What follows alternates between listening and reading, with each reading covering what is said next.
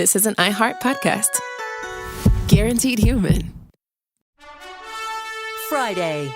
Kick off the Winter Olympics in style with the opening ceremony from Italy, featuring a special performance by Mariah Carey. Celebrate the greatest athletes from around the globe as they come together to go for gold. Lindsey Vonn, sensational! The opening ceremony of the Winter Olympics. Ilya Malinin.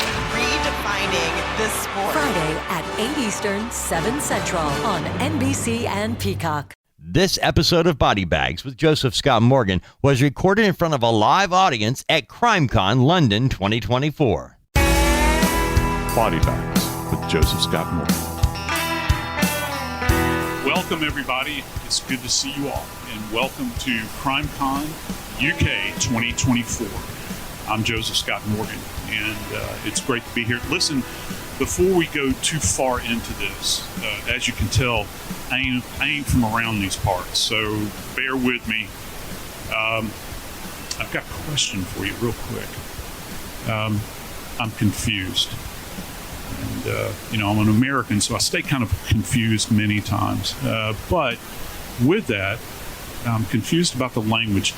I'm going to be using a word today that for many, I understand here, in the UK in particular, is kind of considered the naughty word. So I just want to make sure that I'm not going to get in trouble. I don't want you calling my mama and wind up having to get my mouth washed out with soap. And that word is bloody. So I don't know how you come down on that issue, but that is an issue. And I know it's generational perhaps, and that some people regard it as a bad word. But today we're going to talk about bloody. We're going to talk about blood, and we're going to talk about blood deposition. And for me, it is one of those things in the world of forensic science that gives us evidence that there was a life that had been led. And in addition to that, the dynamics of what went on in the midst or in the throes of death. So welcome aboard. I'm Joseph Scott Morgan, and this is Body Bags. I'd like to welcome a very, very distinguished individual with us today. Jo Millington. Jo, I got to tell you, we've only gotten to know one another over the last, I guess, probably a month and a half through text and through emails.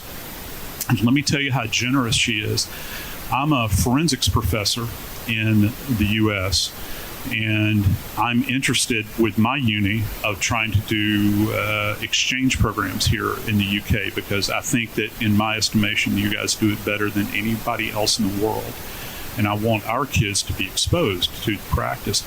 And because of that, Jo said, I will set you up. And she has put me in contact with, I think, a total of 5 universities. So I've spent quite a bit of time traveling about the country. I've been here for a week thus far, still have a few more days left.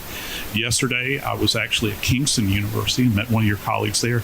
And interestingly enough, they have a freestanding crime scene house there, and they've already got it set and prepped for her to come and teach Bloodstain Pattern Analysis there. And I think she spends quite a bit of time there, don't you, Jo? I do. Hi everyone.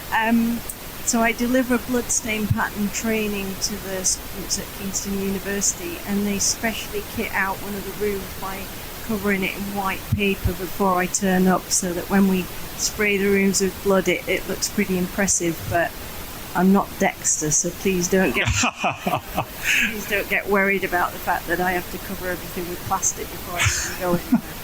Yeah, I don't know. I don't know if we have that in common. I have people that will approach me when they find out that I'm a forensic scientist, and they'll say, oh, you're just like Dexter.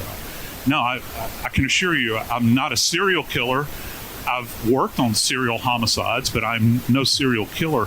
But yeah, isn't that interesting? Because the media, I think, has greatly influenced, particularly entertainment media, about their perception, the general public's perception of what it is that we do.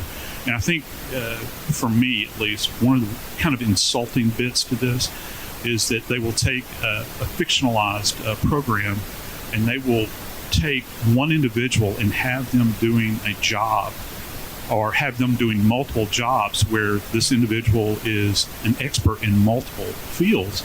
And for us, we have talked about this earlier, I had to do kind of even after having a graduate degree in forensic science, I had to do an apprenticeship that lasted a protracted period of time. Would you say that we are in many ways like old-fashioned craftspeople, where a millwright or a cooper or even a cobbler, where you have to demonstrate your effectiveness? Did you have that encounter in your professional development?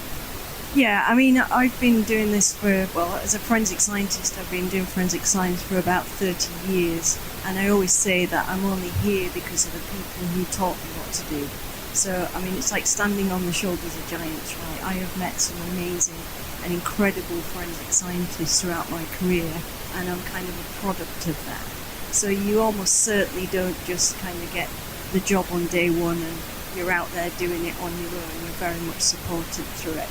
But just on the TV program stuff, I want to say that you are never going to get any criticism from me for the way that forensic science is depicted on the telly, because I think that anything that gives accessibility to the work that the professionals in our industry do is a really important thing.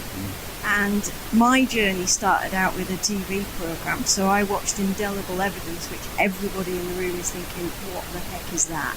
But it was in the 80s, and I watched it with my mum, and it was about how forensic science can solve crimes. And I said to my mum at that moment, that is what I want to do. And my entire educational journey was with the view of becoming a forensic scientist.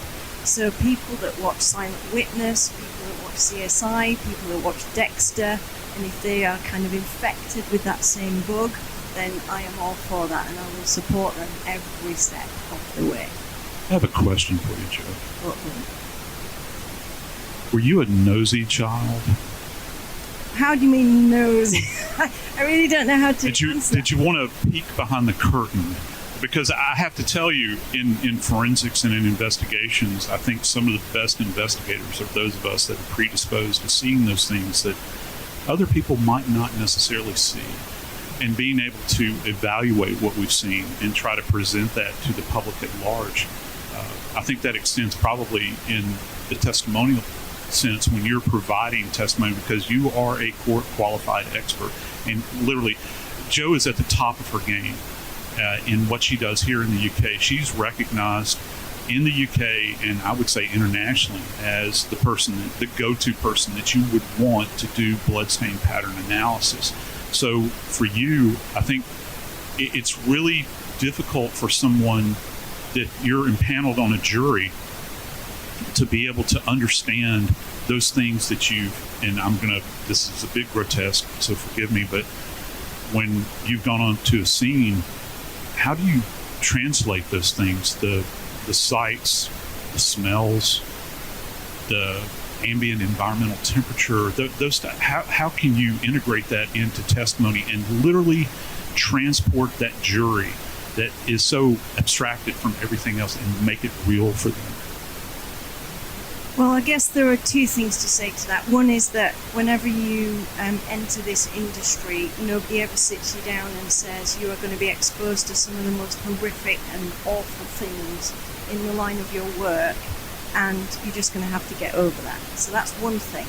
But the second thing is that because my specialism is bloodstain pattern analysis specifically, I'm looking at the narrative that the blood can give to a scene, the way that it can tell a story about people's last movements and moments in life, then I can't avoid going to crime scenes where there are or have been horrific injuries, people have died, and the joy of the job for me is looking at that horrific landscape and being able to spot something within it that could potentially help investigators work out what happened here or who did something really awful. So as an example, you might have someone with really horrific injuries and the blood is around the space, but if the offender has injured themselves and is dripping blood throughout that space through the context of their actions,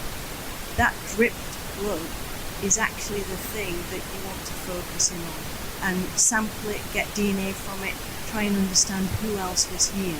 Because the other narrative is obviously contextual, but it doesn't tell you who was in this space at the time of death. And that is something that bloodstain pattern analysis can give to an investigation. I think one of the toughest parts of your profession is that when you arrive at the scene, let's just say it is some horrific homicide, you're not always going to have the decedent at the scene. They may have been in what we refer to as the peri-mortem state, where they're headed toward the post-mortem state, where they're taking their last breaths. They're going to be whisked away to the hospital. And you don't have that concentric advantage of having the body there and everything else extends out from it. You might have a big blank space where they were, and then you have this deposition of blood. And that makes it quite difficult, doesn't it? That makes a huge difference, because anybody that's done Forensics 101 knows that the body is a crime scene. So as soon as you take that body away from that space, then you're losing a huge amount of information. And everything around distribution or pattern, you have to have context. So if I take a photograph of a blood stain and show it to my grandma, she's going to be like, what the heck's that? Yeah, it doesn't have that context. If you walk into a room and say, look at that blood stain and where it sits in that space, suddenly it enlivens that evidence and it gives you that context so that you can start to evaluate it much more meaningfully in the context of the events that you're looking at. There's a quote that I hung on to through my career, and many of you don't know this that are not familiar with my background, but I was, you guys don't actually have my occupation here in the UK, but I'm a medical legal death investigator by trade. So I worked for the coroner service, and I was an investigator for the coroner in New Orleans, and then they don't have coroners in Atlanta. I became a medical examiner investigator there. And I read a book many years ago called Coroner at Large, written by Dr. Tom Noguchi. And Dr. Noguchi was the chief medical examiner / coroner for LA. They actually referred to him as the coroner to the stars. And he did Belushi's death, Marilyn Monroe, you name it. And he was famously involved in the Tate LaBianca murders. And he made an interesting statement. He said that when he was a young practitioner, he would go out to the scene, and because he was a forensic pathologist by trade, his eyes were immediately drawn to the body.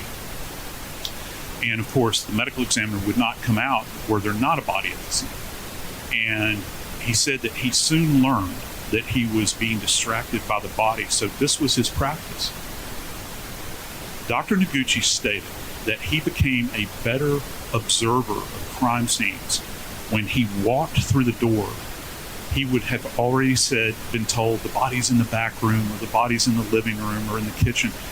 His eyes immediately went to the ceiling, and he would begin to inspect the ceiling, and therefore he opined that his attention was not drawn away. How do you feel about that comment relative to what Dr. Noguchi? Have you ever been distracted by a body at a scene because it's so horrific or something so over the top? And it's hard to get past that. It's hard, your humanity gets involved in it at some point. The thing is that I completely relate to that story, because I think that the devil is in the details. So when you have too much of something, it kind of overwhelms your senses. So from a bloodstain perspective, I always kind of go to the edge of it, because I think, well, all of this stuff here is kind of distorted and difficult and complex. But when you get to the edge of a pattern, it becomes much more easy to break down. It becomes much more detailed from a perspective of understanding how those bloodstains got there.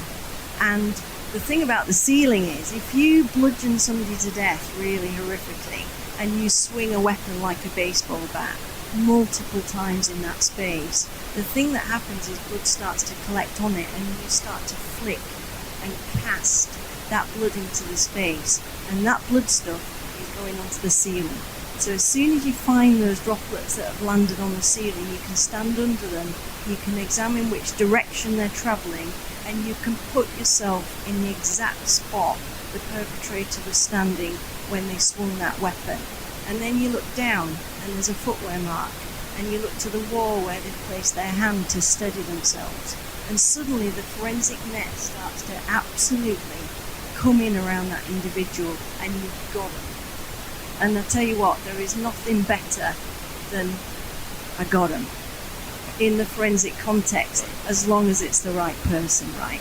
And you can see the t-shirt I'm wearing, so I am very much fully aware of miscarriages of justice, but you get the right person and there's no better feeling, really, from a personal perspective. I've always used the paintbrush analogy when you begin to think about cast off. And my bride is here with me, Kim, and she can testify to the fact that I hate painting. I can't stand it. But I do know this: if I take a paintbrush, dip it in a paint bucket, and flick it over my shoulder, I'll get this kind of arcing deposition on the ceiling or laterally, this sort of thing. Cast off. Yeah, and cast off is what you're talking about, because, maybe if you're talking about a bludgeoning, you're not necessarily, it's generally going to take multiple strikes before the skin is going to be erupted or lacerated to the point where you'll get a deposition on the instrument to transfer it. So the more strikes you have involved, there's a higher probability that you'll have the surface coverage of the instrument and you can do it. But, a single strike is not necessarily every time going to produce a lacerated area where blood will issue forth from. So when you get multiple strikes on the body, and I'm using bludgeoning in particular here, you can have all manner of patterns. And here's the crazy thing for me, and I still have not been able to understand how you guys do this. The deposition patterns, particularly when you're talking about cast off, you can have these multiple arcs that kind of crisscross because it's not in a static environment. You've got people that are reacting to pain. Their pain centers are firing. They're adjusting. The perpetrator is adjusting. So you can have this kind of layering that goes on, don't you? Yeah, 100%. I mean, the clue is in the title. It's Bloodstain Pattern Analysis, right? So we need blood to start us off on that journey. Yes. So if you hit into something that isn't bloodstained, I'm not coming out. I'm staying in bed. I ain't going anywhere. However, if we've got blood, then of course, that's going to tell us something about what happened. But I mean, these spaces are chaotic. They're distressing. They're dynamic, and all of that kind of comes together to produce a distribution that some of it will be very easily identified and interpreted, and some of it will kind of be like scratch your head. I really don't know what's going on here. I mean, the first thing that happens when you get to a crime scene is you're usually briefed by someone at the door in terms of when you go through there, this is what we're kind of wanting from your visit. And you've got to be careful because that information can bias you in terms of where you look or where you start your examination. But it's also very helpful to have that, because I once went to a scene where I'd spent quite a long time actually looking around the kitchen and the living room and thinking, wow, not a huge amount here, maybe we've had a clean up or something like that. And then the crime scene manager came to me and said, Jo, the scene's in the bedroom upstairs. And I was like, oh wow, well, nothing here. And then I walked up the stairs and got on with my job. But in the time of like budgets and things like that, they don't want you to be wasting your time in the kitchen and the living room.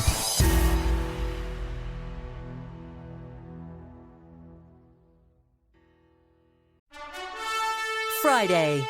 Kick off the Winter Olympics in style with the opening ceremony from Italy, featuring a special performance by Mariah Carey. Celebrate the greatest athletes from around the globe as they come together to go for gold. Lindsey Vonn, sensational! The opening ceremony of the Winter Olympics. Ilya Malinin. Redefining this sport. Friday at 8 Eastern, 7 Central on NBC and Peacock.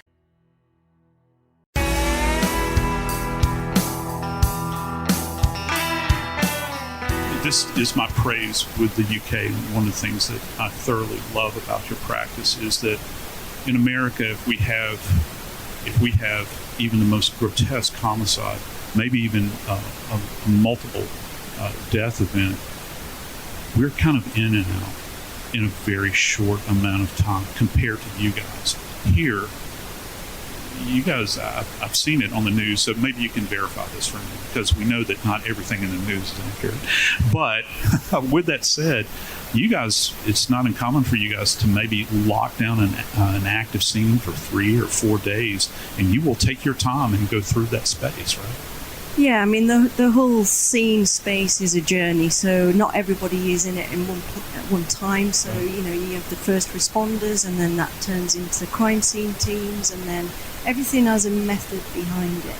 So, yeah, sometimes we can be in scenes for days, I mean, there's nothing's going anywhere, right? So you don't want to trample over it and mess it up. Even anything I do has to have an eye on who's coming in this space next, and I don't want to mess it up for them. So everything has a process around it.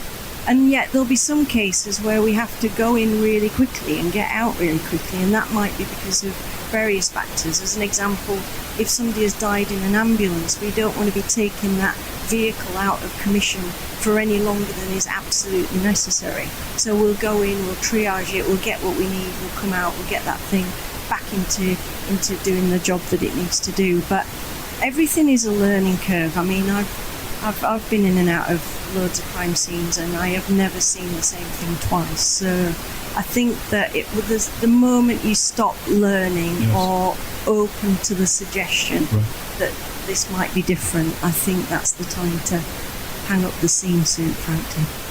Yeah, I think my baseline, anytime that I hear someone say that they have seen everything, I run, not walk away from that individual, because it's impossible. I've learned from people that have worked in rural spaces. I've worked in urban, very densely populated urban areas, and I can't identify with a farm accident or a homicide that was committed, at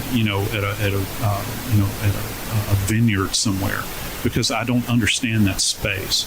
So just because, I work in a high volume area, and we had this discussion earlier, just because I work in a high volume area or have worked in a high volume area doesn't necessarily mean that I know everything. And it's very arrogant to do that.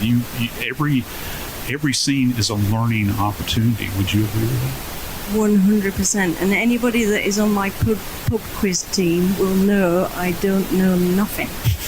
So let's just get that into context.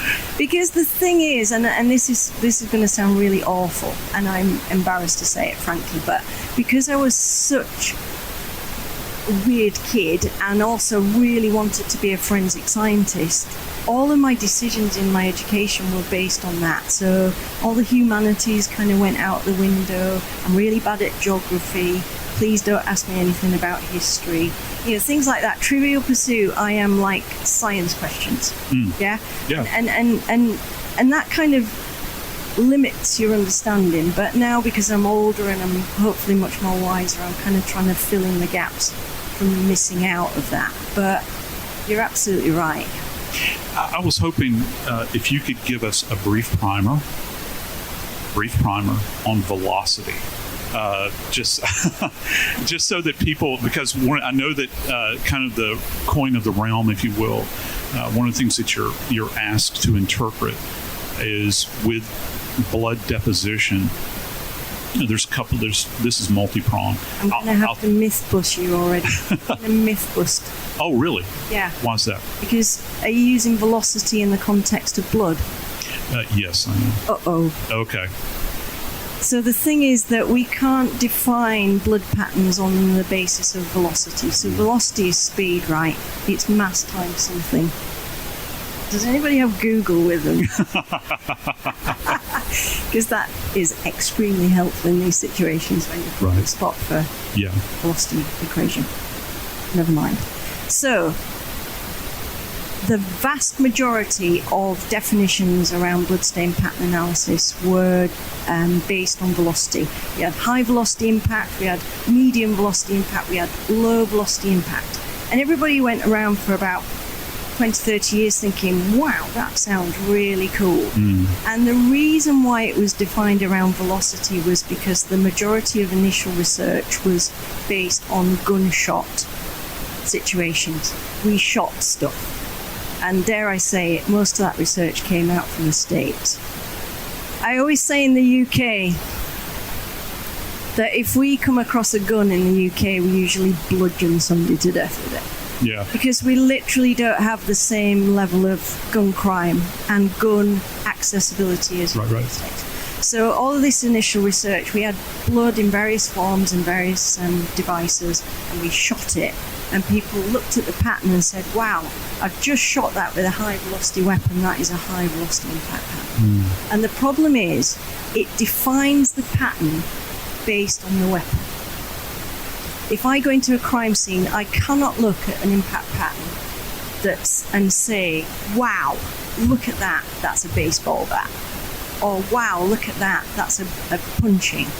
The pattern is the pattern, it has its own features, and so now we need to turn away from the velocity definitions and move towards what is the range of stain sizes within that pattern.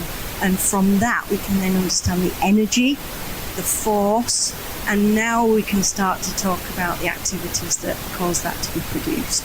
So I'm really sorry to myth bust the thing, but I am going to Google what velocity is. Thank you very much. I really feel appreciate it's really. No, I want to give you. I'm glad that you mentioned this, and that's kind of why I wanted that trap to be set for myself. Really? Yes, absolutely. And let me give you an example.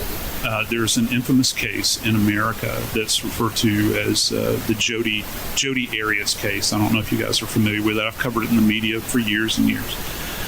When you take a look at the Jodi Arias case, it started out as a stabbing of a man that was in the shower, and he stabbed multiple times in the back by his girlfriend. She clipped one of his lungs. He's aware that he's being stabbed, and you can see it by virtue of the low velocity dripping that's going on. But he walks over to the sink in the bathroom, and he places his hands on both sides of the sink, and she's clipped his lung. If you were to look at the mirror that he was staring into as he's trying to breathe, in the area around the sink, there is fine aspirate blood droplets that are everywhere. And if you were looking at this just blindly, you would say, well, that looks like high velocity blood deposition. But he is literally... You wouldn't, but yeah. He's coughing this up, and it's disguised. And she did finally, the coup de grace, as they say, she shot him at the end of all of this after she stabbed him in the double digits. He's crawling down the hallway. She finally stands over him, cuts his throat, and takes out a small caliber weapon and shoots him the left aspect of the head, and it tracks from here behind his eye and exits right here. There's no hemorrhage in the wound, so it's a post-mortem gunshot wound. But if you were just looking at that with that fine deposition, you might say that is high velocity. So the features of that blood will have some unique characteristics, because when we mix blood with something else, as an example, air or lung surfactant or saliva or anything that isn't meant to be mixed with blood, red wine as an example, then it changes what the blood looks like. And we can then start to look at that in real detail to understand, is that colour change due to it being mixed with something? So in that particular case, expirated blood, as we would call it, but aspirate, as you might call it medically, then we can have a look at the real fine features. And that's not to say I can just take a photograph and that's my job done. I have to get on your hands and knees and have a look at the detail. And because it's mixed with lung surfactant, potentially, air, as an example, it might have little air bubbles in it. It might look like an aero kind of consistency. It might have a dilution in it. It might have what we call stringing, which is where little droplets of blood can't disconnect from others, and they have this connection between spots of blood. And that's because it's become more sticky. It can't do what it likes to do. And then we can use all of those features one after the other to say this isn't just normal, unadulterated blood. Something's happening to it, as an example explorated. And by the way, I find this a little segue into other stuff that we're doing over the weekend, but if we put a little bit of this training with a little bit of the blood training that you might get in the Inside Justice event, with the other training that's happening this afternoon at the session on Bloodstain Pattern Analysis, you can put that all together. It's like a mini training course. Come and find me and I'll write you a certificate. Because seriously, you're going to be credentialed after this. You're literally going to get like a doctor or something. Hey, there you go. There you go.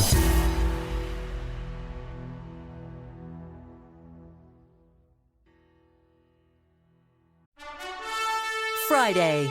Kick off the Winter Olympics in style with the opening ceremony from Italy, featuring a special performance by Mariah Carey. Celebrate the greatest athletes from around the globe as they come together to go for gold. Lindsey Vonn sensational! The opening ceremony of the Winter Olympics. Redefining this sport. Friday at 8 Eastern, 7 Central on NBC and Peacock.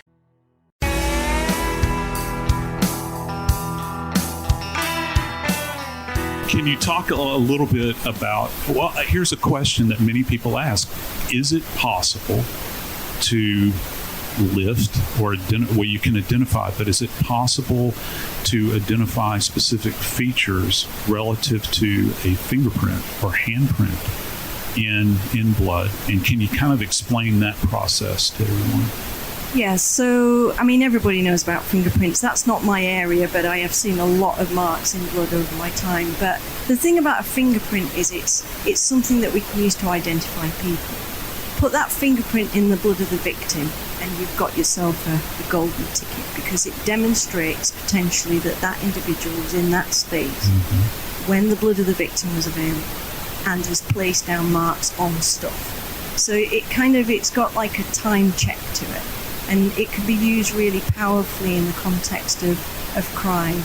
I had a case a number of years ago now, but the offender had used the blood of his victim and written a really horrible word on the wall of the crime scene, and he finished it off with an exclamation point.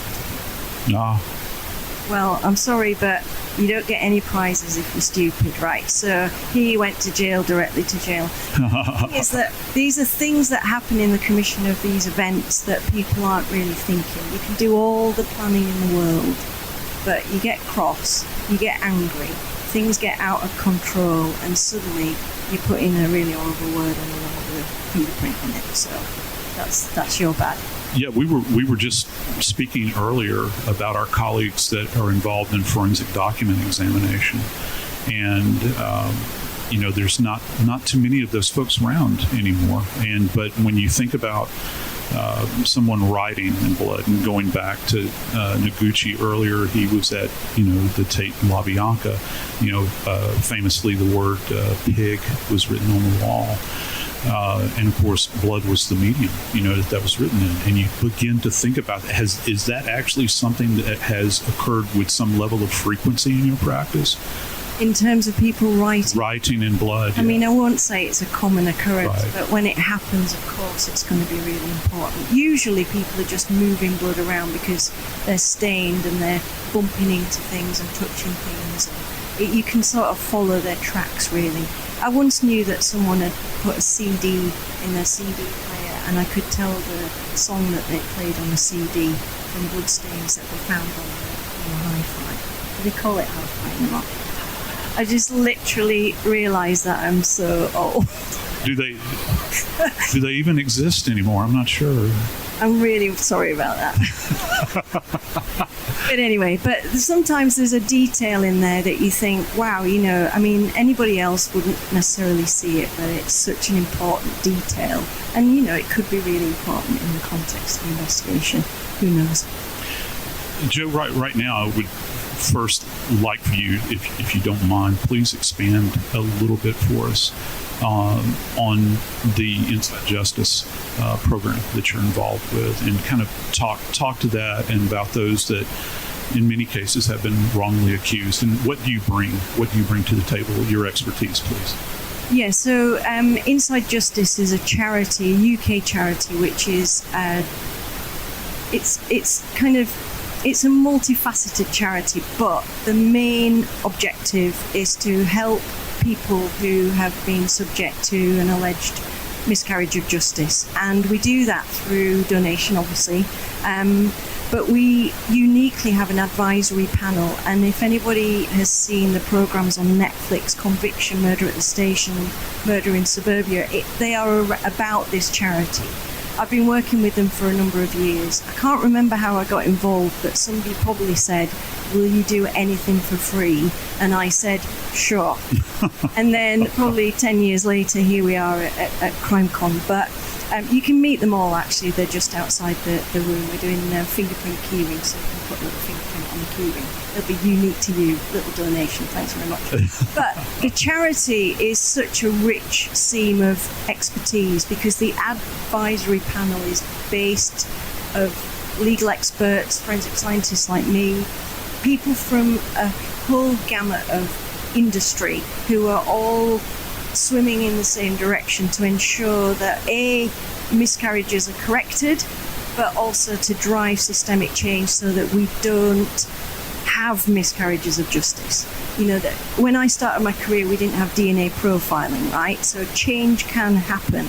We have to get into a place where miscarriages of justice do not happen, because apart from them putting the wrong person in prison, that's one thing, but it means that the wrong person is out in the community. Right. And I think that we really need to shift our thinking on the reliability, the robustness of our criminal justice system, and really challenge these decisions that put the wrong person in prison.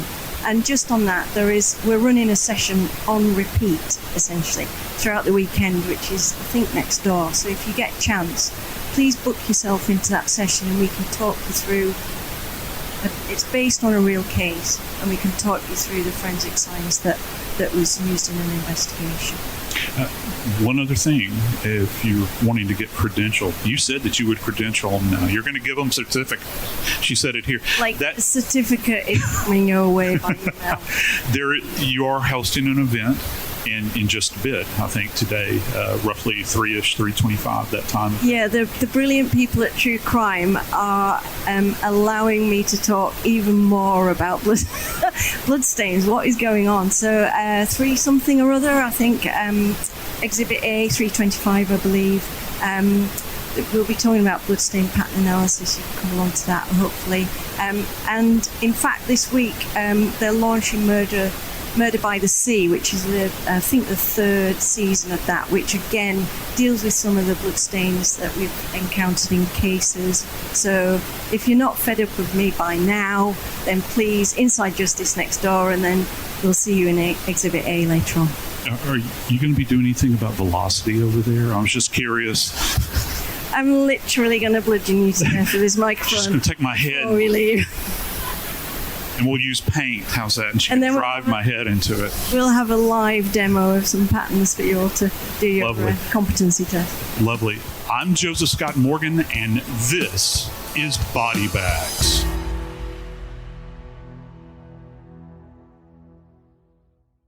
This is an iHeart podcast. Guaranteed human.